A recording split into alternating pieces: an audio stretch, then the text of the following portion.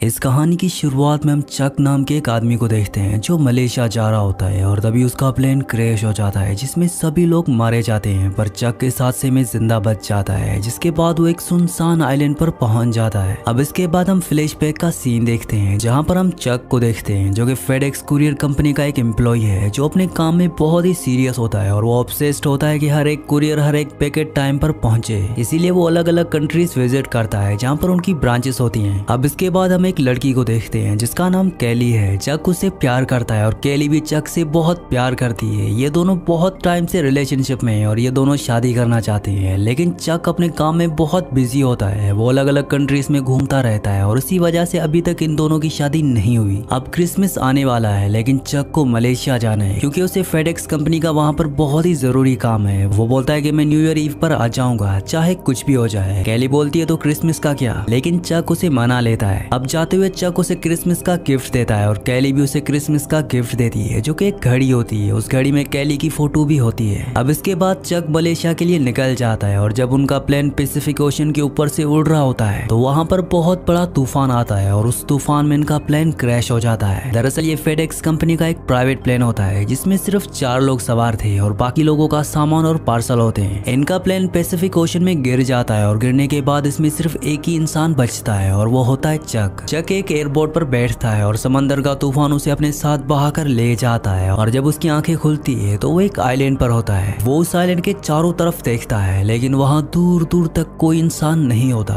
वो जोर जोर से आवाजें भी लगाता है लेकिन उसका कोई फायदा नहीं होता। इसके बाद वो रेत पर पड़ा हेल्प लिखता है ताकि ऊपर से कोई प्लेन गुजरे तो शायद उसकी नजर उस पर पड़ जाए। अब धीरे धीरे रात हो जाती है और चक अकेला इस वीरान आइलैंड पर सो जाता है। हालांकि उसे डर भी लग रहा होता है क्योंकि इस आइलैंड के बारे में उसे कुछ भी नहीं पता। अगली सुबह वो देखता है कि जो उसने रेत पर हेल्प लिखा होता है वो मिट चुका होता है। जिसके बाद चक लकड़ी के बड़े बड़े टुकड़ों से हेल्प लिखता है क्योंकि वो जानता है कि उसे ढूंढने लोग जरूर आएंगे और जब वो लोग आए हैं तो उन्हें इस निशान को देखकर ये पता चल जाए कि चक यहीं पर है और उसे हेल्प की जरूरत है। अब चक को उसके साथ इस आइलैंड पर बहकर आए फेडेक्स कंपनी के कुछ पार्सल मिलते हैं लेकिन उनमें कुछ भी खाने का सामान नहीं होता। इसी बीच चक को कई बार कुछ आवाजें सुनाई देती हैं और जब वो चारों तरफ देखता है तो वहाँ पर कोई भी नहीं होता। तभी उसके सामने एक नारियल गिरता है। तब वो समझ जाता है कि ये नारियल गिरने की आवाज थी। अब चक को पानी की जरूरत है और वो समंदर का पानी तो नहीं पी सकता तो उसके पास पानी पीने के लिए एक ही ऑप्शन है और वो है नारियल का पानी। वो बहुत सारे कच्चे नारियल इकट्ठा कर लेता है लेकिन नारियल को तोड़ना उसका कवर निकालना इतना आसान नहीं होता। इसमें चक को बहुत स्ट्रगल करना पड़ता है। बाद में वो एक नारियल को निकाल भी लेता है लेकिन उसमें छेद करना और उसमें से पानी पीना बहुत मुश्किल होता है। लेकिन चक फाइनली एक नारियल में छेद करके उसे पानी पीना सीख जाता है। अब चक के पास पानी पीने के लिए नारियल है। यहाँ पर चक को 3 दिन गुजर चुके हैं लेकिन उसके पैरों में जूते नहीं होते और जब वो पानी में चलता है तो पानी में जो पत्थर होते हैं उससे उसके पैर में बहुत तकलीफ होती है क्योंकि वो बहुत नुकीले होते हैं और उसके पैर से खून भी निकल रहा होता है। इसके बाद चक अपनी पैंट को आधा फाड़ के अपने पैरों के ऊपर लपेट लेता है क्योंकि उसे ऊपर एक बहुत बड़ी चोटी दिखती है जो कि बहुत ऊंची होती है और अब वो ये डिसाइड करता है कि वो उस चोटी पर जाएगा और वो चारों तरफ का जायजा लेगा कि एग्जैक्टली वो है कहाँ पर। अब जब वो चोटी पर चढ़ता है तो उसे समंदर में कुछ दिखता है। वो जल्दी जल्दी नीचे आता है और उस चीज के पास जाता है और जब वो वहां पर जाता है तो वो देखता है कि वो उसी के प्लेन के एक पायलट की डेड बॉडी होती है जिसे देखकर चक को बहुत दुख होता है और चक उसे दफना देता है। लेकिन दफनाने से पहले वो उसके जूते और उसके पास जो एक टॉर्च होती है वो अपने पास रख लेता है। अब चक को इस आइलैंड पर बहुत दिन हो चुके हैं और वो अकेला है लेकिन धीरे धीरे वो इस आइलैंड पर रहना सीख भी रहा है। उसने सीख लिया होता है कि पत्तों पर जो रात को ओस का पानी गिर रहा होता है उसे नारियल के अंदर कैसे डालना है। साथ ही वो अपनी भूख मिटाने के लिए मछली मारना भी सीख रहा होता है। वो एक लकड़ी को पहना करके उससे मछली मारने की कोशिश करता है। दरअसल ये बहुत पुरानी टेक्निक होती है जो आदिवासी यूज किया करते थे और चक उसी टेक्निक के जरिए मछली पकड़ने की कोशिश करता है लेकिन उसे कामयाबी नहीं मिलती। उसके पास इस आइलैंड पर खाने के लिए क्रैब नारियल पानी है और ओस का पानी जो रात को पत्तों में जम जाता है। यही सब उसके खाने के लिए इस आइलैंड पर है। अब एक रात को उसे एक शिप दिखता है जो समंदर में होता है। उसे देखकर चक बहुत एक्साइटेड हो जाता है और वो जोर जोर से चिल्लाने लगता है लेकिन इतनी दूर तक आवाज पहुंचाना नामुमकिन है। वो टॉर्च चलाकर उन्हें इशारा करने की कोशिश भी करता है लेकिन इतनी दूर से टॉर्च की रोशनी को देखना भी नामुमकिन है। अगली सुबह चक ये फैसला करता है कि जो उसके पास एयरपोर्ट होती है जिसमें बैठकर वो इस आइलैंड तक पहुंचा होता है वो उस एयरपोर्ट पर बैठकर इस आइलैंड से निकल जाएगा क्योंकि उसे पता चल चुका है कि यहाँ पर कोई आने वाला नहीं है। अब जब वो उस एयरपोर्ट से वहां से निकलने की कोशिश करता है तो वहां पर उसका सामना होता है बड़ी बड़ी लहरों से और वो लहरें उससे समंदर में जाने नहीं देती बल्कि वापस बीच में ढकेल देती है और इसी दौरान उसके पैर में भी चोट लग जाती है जिससे उसका बहुत खून निकलता है और चक वापस आइलैंड पर आ जाता है। वीडियो में आगे बढ़ने से पहले आप सबसे रिक्वेस्ट है कि मेरे 99% व्यूअर्स वीडियो तो देखते हैं लेकिन चैनल को सब्सक्राइब नहीं करते और ना ही वीडियो को लाइक करते हैं, तो आप सबसे रिक्वेस्ट है कि मेरे चैनल को सब्सक्राइब और वीडियो को लाइक लाजमी से कर दिया करें। एक रात को बारिश भी हो जाती है और चक वहाँ पर एक गुफा होती है उसके अंदर चला जाता है और टॉर्च चलाता है और रात को टॉर्च चलाकर सो जाता है। जब वो सुबह उठता है तो वो देखता है कि टॉर्च के सेल खत्म हो चुके हैं और अब चक के पास रोशनी के लिए कुछ भी नहीं है और उसे ये भी पता नहीं कि आग कैसे जलाते हैं। अब वो उन बॉक्सेस के पास जाता है जो फेडेक्स के होते हैं और जो तैर के इस किनारे पर आए होते हैं। वो एक एक करके सारे बॉक्स खोलता है, उसमें उसे बहुत सारी चीजें मिलती हैं लेकिन उसके काम की सिर्फ एक या दो चीजें होती हैं। एक उसे जूते मिलते हैं जो स्केटिंग के होते हैं जिसके नीचे ब्लेड्स लगे होते हैं। वो उनके ब्लेड्स निकाल लेता है और अब उसके पास एक चाकू जैसी चीज है जिससे वो नारियल को काट सकता है और किसी भी चीज को शार्प कर सकता है। वो एक लकड़ी को शार्प करता है और उसे एक औजार की तरह बना लेता है और इस बार दोबारा वो मछलियों को और केकड़ों को उसे पकड़ने की कोशिश करता है और वो मछलियों को पकड़ने में कामयाब हो जाता है। हालांकि उसे केकड़े तो पहले भी किनारे पर मिल जाते थे लेकिन मछली को पकड़ना लगभग नामुमकिन था। अब चक की सबसे बड़ी प्रॉब्लम ये होती है कि वो केकड़ों को कच्चा नहीं खा सकता और इसीलिए अब उसे आग जलाने की जरूरत है और वो आग जलाने की बहुत कोशिश करता है जिसमें उसके हाथ भी छिल जाते हैं लेकिन चक को कामयाबी नहीं मिलती जिससे उसे बहुत गुस्सा आता है। वो जोर जोर से चिल्लाने लगता है। अब इसके बाद जब वो नारियल छील रहा होता है तभी उसको एक आइडिया आता है कि अगर दो लकड़ियों को मैं आगे पीछे घिसूं तो शायद आग जल जाए, क्योंकि इससे पहले जिस तरीके से वो लकड़ी से आग जलाने की कोशिश कर रहा था उससे उसके हाथ छिल गए थे।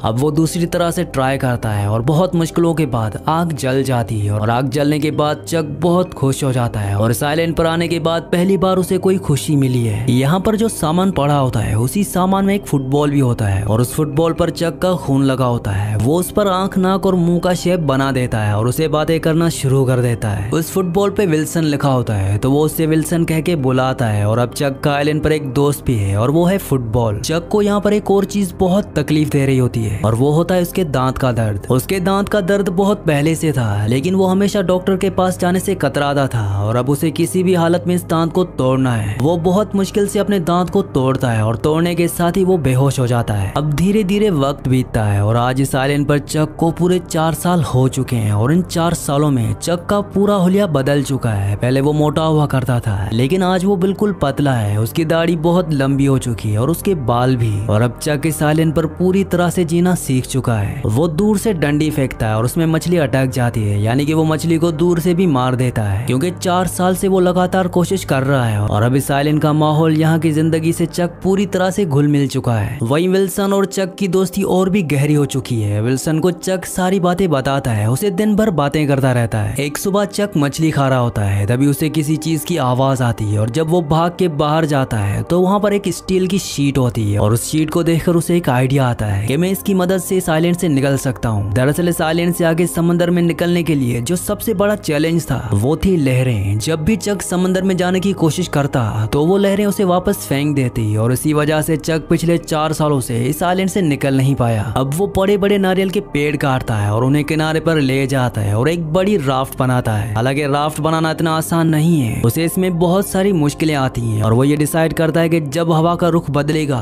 तो वो यहाँ से निकल जाएगा और जो उसे शीट मिली थी उसे हवा के जरिए इस्तेमाल करेगा ताकि उसकी राफ्ट को धक्का मिल सके, जैसे कि पुराने जमाने में लोग अपनी नाव को आगे बढ़ाने के लिए पर्दों का इस्तेमाल करते थे। चक उसी टेक्निक का इस्तेमाल करता है और इस राफ्ट को बनाता है। अब वो वक्त आता है जब हवा का रुख बदल जाता है। चक अपने दोस्त विल्सन को राफ्ट पर रखता है और वहाँ से निकल जाता है। अब उसे बड़ी बड़ी लहरों का सामना करना पड़ता है लेकिन चक उन लहरों को पार कर जाता है और उसके बाद वो बहुत खुश होता है। लेकिन अभी भी आगे कभी ना खत्म होने वाला समंदर है। उसे कुछ भी पता नहीं है कि जमीन कब मिलेगी या कोई शिप उसे कब मिलेगा। बस चक अब उस आइलैंड को छोड़कर निकल चुका है। पिछले 4 सालों से चक उसी आइलैंड पर था और आज उस आइलैंड से निकलने के बाद उसके अंदर एक उम्मीद आती है कि शायद वो घर पहुंच जाए, लेकिन ये सब इतना आसान नहीं होने वाला था। समंदर में उसे बारिश का, तूफान का, इन सब का सामना करना पड़ता है। हालांकि वो खाने के लिए मछली पकड़ लेता है और बारिश का पानी पीने के लिए जमा कर लेता है। उसने बारिश का पानी इकट्ठा करने के लिए बहुत सारे नारियल रखे होते हैं, तो जब भी बारिश होती है तो उनमें पानी भर लेता है और उसे बचा कर रखता है ताकि वो बाद में पी सके। लेकिन इसी बीच एक ऐसा इंसिडेंट होता है जिसे चक पूरी तरह से टूट जाता है। उसका दोस्त विल्सन जो कि फुटबॉल है वो पानी में गिर जाता है और जब तक चक को ये पता चलता है तो विल्सन उससे काफी दूर जा चुका होता है। है, लेकिन फिर भी चक पानी में कूद जाता है और उसे वापस लाने की कोशिश करता है, लेकिन इसमें वो नाकाम रहता है और वापस अपनी राफ्ट में आने के बाद वो बहुत रोता है क्योंकि वो विल्सन ही था जिससे वो पिछले 4 सालों से बातें कर रहा था। विल्सन उसका बहुत अच्छा दोस्त था। शायद ये बात आपको अजीब सी लगे कि फुटबॉल के जाने से चक को उतना दुख क्यों हुआ, लेकिन चक के लिए विल्सन फुटबॉल नहीं था। वो पिछले 4 सालों से उसे बातें कर रहा था, वो उसके लिए बहुत खास था,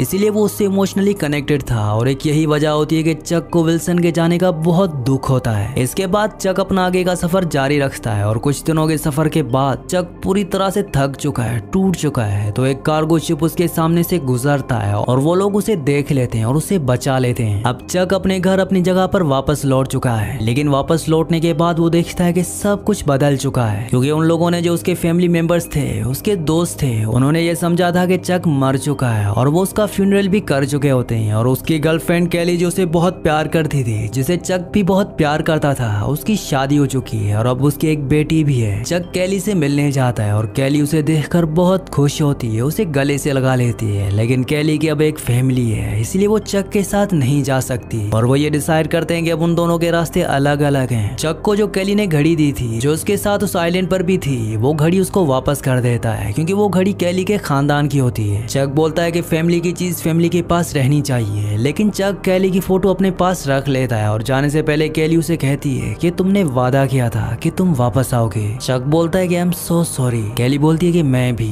इसके बाद वो उसे किस करती है क्योंकि वो आज भी उससे प्यार करती है, लेकिन वो अपनी फैमिली को नहीं छोड़ सकती और चक भी नहीं चाहता कि कैली अपनी फैमिली को छोड़कर मेरे साथ आए। कैली के पास चक की गाड़ी भी होती है जिसके साथ चक की बहुत सारी यादें जुड़ी होती हैं। कैली चक को अपनी गाड़ी वापस कर देती है और चक उसमें बैठकर वहां से निकल जाता है, लेकिन चक जब थोड़ा सा ही आगे गया होता है तो कैली पीछे खड़ी देख रही होती है और उसे चक के जाने का बहुत दुख होता है। उसे लगता है कि कुछ छूट रहा है और वो चक का नाम पुकारती है और भागते हुए उसकी गाड़ी के पीछे जाती है और चक भी गाड़ी लेकर वापस आता है और उसे गले मिलता है। कैली कहती है कि मुझे पता था कि तुम जिंदा हो और तुम जरूर वापस आओगे, लेकिन सब लोगों ने मुझे कहा कि तुम्हें ये सोचना बंद करना पड़ेगा। मैं आज भी तुमसे प्यार करती हूँ और तुम मेरा पहला प्यार हो। चक भी कहता है कि मैं अब भी तुमसे बहुत प्यार करता हूँ। चक उसे अपनी गाड़ी में बैठाता है। यहाँ पर ऐसा लगता है कि चक और कैली अब यहाँ से निकल जाएंगे, लेकिन वो कुछ देर तक सोचते रहते हैं। इसके बाद चक बोलता है कि कैली तुम अपने घर वापस चले जाओ और चक उसे अपने घर तक छोड़ देता है। इसके बाद हम देखते हैं कि चक अपने दोस्त के साथ बैठा हुआ है और वो बहुत ही मायूस होता है और वो उसे बताता है कि शायद मैं उस आइलैंड पर मर गया होता या मैंने अपनी जान ले ली होती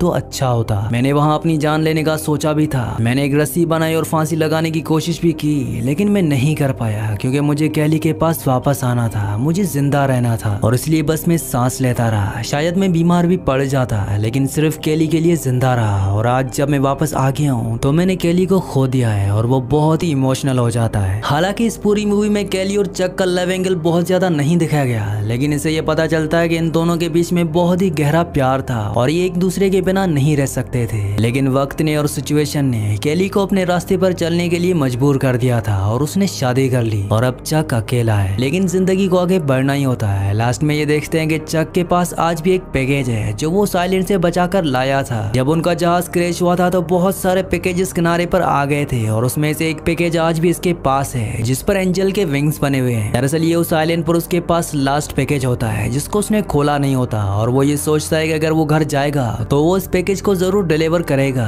क्योंकि वो अपने काम में बहुत ही रिस्पॉन्सिबल होता है और कहीं ना कहीं एक ये भी वजह थी कि उसने अपने आप को जिंदा रखा क्योंकि उसके अंदर सेंस ऑफ ड्यूटी बहुत ज्यादा थी। वो ये पैकेज वापस करने आता है, लेकिन घर पर कोई नहीं होता तो वो उस पैकेज को दरवाजे पर रख देता है और उस पर एक नोट लिख देता है कि this package save my life, thank you Chuck Nolan, और वो वहां से चला जाता है। इसके बाद हम देखते हैं कि वो एक चौराहे पर खड़ा हुआ है जहाँ पर वो कंफ्यूज है कि वो जाए कहाँ और वो मैप निकालता है। तभी वहाँ पर एक लड़की आती है, वो बोलती है कि शायद तुम खो गए हो। चक बोलता है कि वाकई। वो लड़की कहती है कि कहाँ जा रहे हो। चक बोलता है कि मैं यही डिसाइड कर रहा हूँ। जिसके बाद वो लड़की इन चारों रोड्स का बताती है कि कौन सी रोड कहाँ जा रही है और वो वहाँ से निकल जाती है और उसके ट्रक के पीछे वही विंग्स बने होते हैं जो उसके पैकेज पर बने होते हैं और वो भी उसी तरफ जाती है जहाँ से अभी चक पार्सल को डिलीवर करके आया है। और उसके बाद चक उस ट्रक को जाता हुआ देखता है और स्माइल करता है। दरअसल ये वही लड़की होती है जिसके घर में चक अभी पार्सल को ड्रॉप करके आया है और फिल्म की शुरुआत में भी यही घर दिखाया गया था जिसके ऊपर लिखा होता है डेक और पटीना। लेकिन जब चक 4 साल बाद वहां जाता है तो उसके ऊपर डेक नहीं लिखा होता, सिर्फ पटीना लिखा होता है। इसका मतलब यह है कि इसने भी अपना पार्टनर खो दिया है जैसे चक ने खो दिया और अब ये दोनों ही अकेले हैं हो सकता है कि ये दोनों आगे अपनी लाइफ को कंटिन्यू करें। इसलिए चक आखिर में चारों रास्तों को देखता है और उसके बाद उस तरफ देखता है जिस तरफ वो लेडी गई होती है और उसकी आंखों में एक उम्मीद और चेहरे पर एक स्माइल होती है। और इसी सीन के साथ इस मूवी का एंड हो जाता है। अगली कहानी आप किस मूवी पर सुनना चाहते हैं मुझे नीचे कमेंट्स में ज़रूर बताना, क्योंकि मैं आपकी कमेंट्स पढ़ता हूँ और आपके प्यारे प्यारे कमेंट्स का बहुत बहुत शुक्रिया।